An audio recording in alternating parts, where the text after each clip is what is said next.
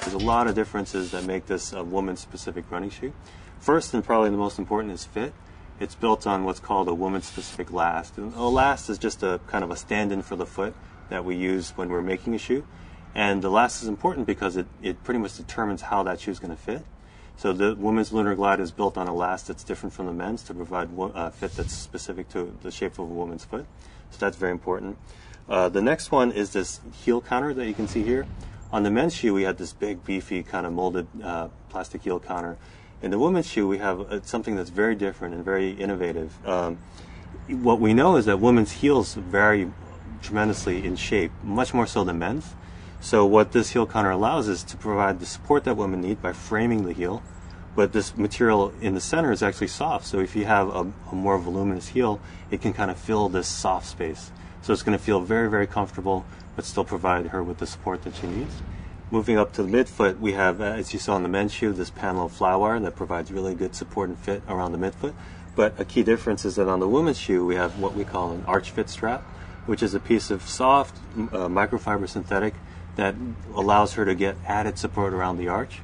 And then this strap also has this added row of eyelets so that she can get a bit of a custom fit around that arch as well. Just ahead of the arch fit strap, we have this dynamic fit expansion window. And that's there because we know that women's feet are different than men's in terms of the shape. And one of the key differences is in the forefoot, where women tend to have a little bit wider foot.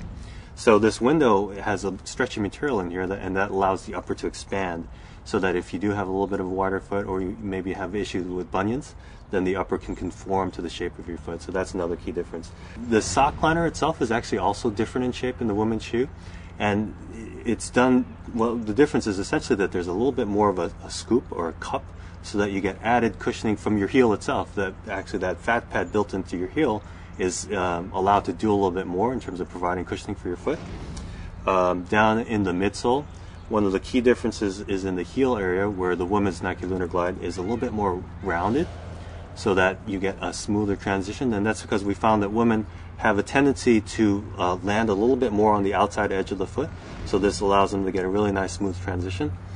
Down below, we also have added flexibility, because women weigh less than men of the same size.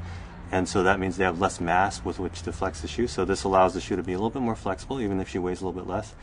And finally, we have a woman-specific construction in this arch bridge that wraps up along the midsole to provide added support. Because we know that women have a somewhat greater predisposition to overpronate, this is designed to give a little bit more support than in the men's shoe.